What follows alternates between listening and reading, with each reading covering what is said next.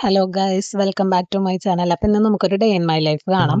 അപ്പം ഞാൻ രാവിലെ തന്നെ കുളിയൊക്കെ കഴിഞ്ഞു. ഗ്രീൻ ടീ ആദ്യം തന്നെ കുടിക്കും. അപ്പം ഗ്രീൻ ടീയുടെ വെള്ളം അടുപ്പത്ത് വെച്ചിട്ടുണ്ട്. അപ്പം ഇനി നമുക്ക് അരി തിളപ്പിക്കാനായിട്ട് ഇടാം. അപ്പം ഞാൻ വെള്ളം ആദ്യം ഇൻഡക്ഷനിൽ തിളപ്പിച്ചിട്ടാണ് പിന്നെ ഞാൻ കലത്തിലാക്കിയിട്ട് ഗ്യാസുമ്മ വെക്കാറ്. അപ്പം നമുക്ക് ഗ്യാസും സേവ് ചെയ്യാമല്ലോ. അപ്പോൾ അതെ ഗ്രീൻ ടീയുടെ വെള്ളം അപ്പോൾ തിളച്ച് വന്നിട്ടുണ്ട്. അപ്പം ഞാൻ അങ്ങനെ തന്നെ ഒരു ടീ ബാഗ് അതിലേക്ക് എടുത്തിടും. അപ്പം ഇന്ന് നമ്മൾ ഇനി സാമ്പാറാണ് വെക്കാൻ പോണത്. അപ്പോൾ സാമ്പാറിന് ഞാൻ മത്തങ്ങയും തക്കാളിയൊക്കെ കൂടി പരിപ്പിടുന്നതോട് കൂടി തന്നെ ഇട്ടിട്ട് കുക്കറിലിട്ടിട്ട് അടിക്കാറുണ്ട്. അപ്പോൾ ഞാൻ ആദ്യം തന്നെ മത്തങ്ങയും അതൊക്കെ ഒന്ന് അരിഞ്ഞ് ക്ലീനാക്കി എടുത്തു. അപ്പോൾ അതെ നമ്മുടെ പരിപ്പൊക്കെ എടുത്ത് കഴുകി സെറ്റാക്കിയിട്ടുണ്ട്.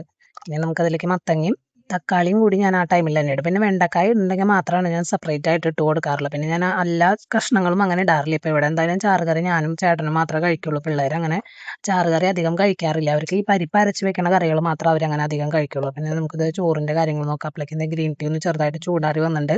അപ്പോൾ ഇത് ഞാൻ തുളസിയുടെ ഗ്രീൻ ടീ ആണ് കുടിക്കുന്നത്. അപ്പോൾ ഇത് കുടിക്കുമ്പോൾ നല്ലൊരു നമുക്ക് കാലത്ത് തന്നെ ഇത് കുടിക്കുമ്പോൾ ഒരു നല്ലൊരു റിഫ്രഷ്മെൻറ്റ് ഉണ്ടായിരിക്കും. ഞാൻ ഡെയിലി ഇത് കുടിക്കാറുണ്ട്.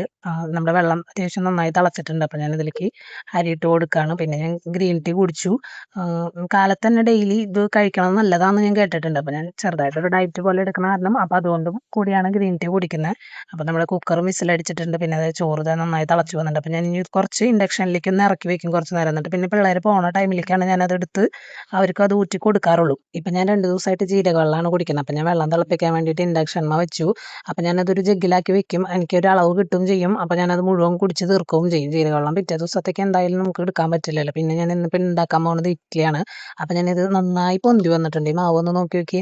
അപ്പം ഞാനിത് പൊടി അരച്ച് വെച്ചിട്ട് ഉണ്ടാക്കിയതാണ്. അപ്പം നമ്മുടെ ഉഴുന്നൊക്കെ അനുസരിച്ചിരിക്കും. അപ്പോൾ ഒരു ഗ്ലാസ് ഉഴുന്നാന്ന് വെച്ച് കഴിഞ്ഞാൽ നമുക്ക് 2 ഗ്ലാസ് പൊടി എന്തായാലും കലക്കാം. പിന്നെ ആ ഉഴുന്നിൻ്റെ ഒരു ക്വാളിറ്റിയൊക്കെ അനുസരിച്ചിരിക്കും. അപ്പോൾ നമുക്ക് ഇഡ്ഡലിക്ക് മാവ് ഒഴിക്കാം. ഞാനിപ്പോൾ ഇത് 2 ദിവസത്തേക്ക് ഏകദേശം കലക്കി വെക്കും.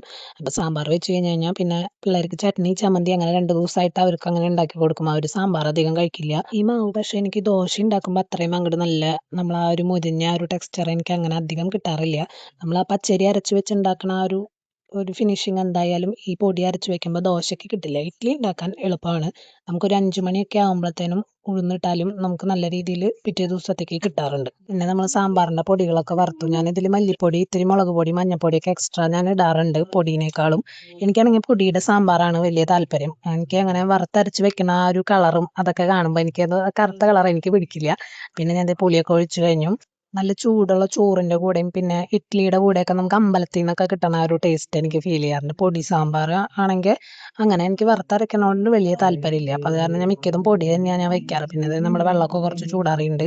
അപ്പോൾ ഇതെനിക്ക് എറണാകുളത്തെ സ്കൂളിൽ നിന്ന് കിട്ടിയിട്ടുള്ള ജഗ്ഗാണ്. കാണുമ്പോൾ തന്നെ നല്ല ഭംഗിയില്ലേ. അപ്പോൾ സാമ്പാർ നമ്മുടെ അത്യാവശ്യം തിളച്ചിട്ടുണ്ട്. അപ്പോൾ ഞാൻ ലാസ്റ്റ് ടൈം ഈ ടൈമിലാണ് ഞാൻ കായ ഇട്ടിട്ട് ഒന്ന് ഇളക്കി ഒന്ന് നന്നായി തിളച്ച് വരാറ്. ഈ ടൈമിലാണ് ഞാൻ ചെയ്യാറ്. അല്ലെങ്കിൽ സാധാരണ പരിപ്പിൻ്റെ കൂടെയൊക്കെ ഇട്ട് വേവിക്കുന്നത് കണ്ടിട്ടുണ്ട്. ഞാൻ അങ്ങനെ ചെയ്യാറില്ല. അപ്പം നമ്മുടെ സാമ്പാർ റെഡിയായി. ഇനി നമുക്ക് ചോറ് അപ്പോഴേക്കും വെന്തിട്ടുണ്ടാവുമായിരിക്കും. അപ്പോൾ നമുക്ക് ഇനി ആ ചോറൊന്ന് ഊറ്റി വെക്കാം.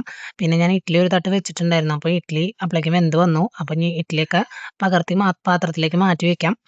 ഇനി അവർക്ക് കൊണ്ടുപോകാൻ വേണ്ടി ഉപ്പേരിയുടെ പരിപാടികൾ നോക്കണം. അവരങ്ങനെ ചാറുകറി അങ്ങനെ അധികം കൊണ്ടുപോകാറില്ല സ്കൂളിലേക്ക്. അപ്പോൾ അവനിന്ന് എക്സാമും കൂടിയാണ്. അപ്പോൾ ഞാൻ അതിൻ്റെ ഇടയിൽ ഞാൻ അവനെ പഠിപ്പിക്കുന്നുണ്ട്. അപ്പോഴേക്കും പിന്നെ കാബേജൊക്കെ അടുപ്പത്തേക്ക് വെച്ചു. ഇനിയിപ്പോൾ ഏകദേശം പിള്ളേരൊക്കെ എഴുന്നേറ്റ് വന്നു തുടങ്ങി. അപ്പോൾ നമുക്ക് ഇനി അവരുടെ കാര്യങ്ങളായിട്ട് പോകണം. പിന്നെ ഞാൻ കുറച്ച് ചട്നി അരച്ചിട്ടുണ്ടായിരുന്നു. പിന്നെ അവർക്ക് ഞാൻ കാലത്ത് പാലാണ് കുടിക്കാൻ കൊടുക്കുക. ബൂസ്റ്റ് ഇട്ടിട്ടാണ് കൊടുക്കാറ്. അവർക്ക് ആ പാലിൻ്റെ ടേസ്റ്റ് അത്രയും വലിയ താല്പര്യമില്ല. അപ്പോൾ ഞാൻ അതും കൂടി റെഡിയാക്കി വെച്ചു. അപ്പോൾ ഇന്നത്തെ വീഡിയോ ഇത്രയേ ഉള്ളൂ. ഇഷ്ടമായെങ്കിൽ ലൈക്ക് ചെയ്യുക, കമൻറ്റ് ചെയ്യുക, സബ്സ്ക്രൈബ് ചെയ്യുക. വീണ്ടും വീഡിയോ ആയിട്ട് പിന്നെ ഒരു വീഡിയോയിൽ കാണാം. Okay, bye bye. Thank you for watching.